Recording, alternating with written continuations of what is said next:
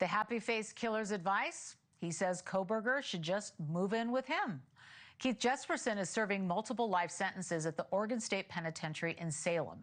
He says that's a lot nicer than Kohberger's prison, and Kohberger should, ask for a transfer. That for Kohberger is to come to Oregon and spend his time here. Yeah. We have a lot of good things going for us as an incentive program prison. Mm-hmm. But it isn't.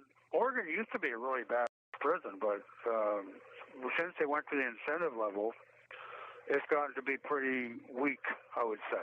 That's what a lot of people online have been saying, that he doesn't go to Oregon. That's one of the worst prisons ever. But then I realized that, no, they've changed over the past 10 years. It's been drastically different. Well, the prison used to be really bad back in the 60s. It used to be a hardcore, really bad prison. Mm-hmm.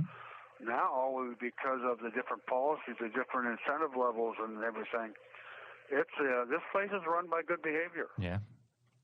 We have, they have the putt-putt golf course of all things. They just put in a pickleball court. Oh, wow. Of all things. They need a place to put him, and this would be a great place for him to fall into.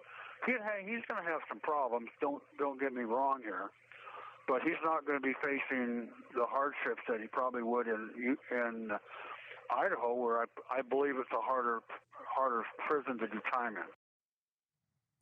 Pickleball in prison. It's happening everywhere. It's true. I'm joined now by the man who interviewed the happy-faced killer, Keith Revere. Thank you so much. Welcome back to the program. Good to see you, Keith. Thanks for having me. I appreciate it. All right, so a super interesting conversation. I listened to your podcast. I don't know, do you think that Jesperson is serious about Bryan Kohberger trying to move to Oregon? And I don't know if you know the answer, but is that kind of thing even possible? It happens more than you think. Okay. Now, there's something called a Western Interstate Corrections Impact. There's 11 states that kind of have this treaty so much where you can transfer to prison from state to state. Now, Idaho is not one of them. Mm-hmm. So it's going to be, even if you wanted to do that, it's going to be not impossible, but it's going to be very difficult. There's another thing with all states have, the Interstate Commission for Adult Offender Supervision, where it's more for people on parole or supervised supervision where they can go state to state, because usually when they're on parole, you got to stay within a state. It does allow for some inmates to go to different prisons. It's rare, but it can happen, but it's highly unlikely, but it is possible.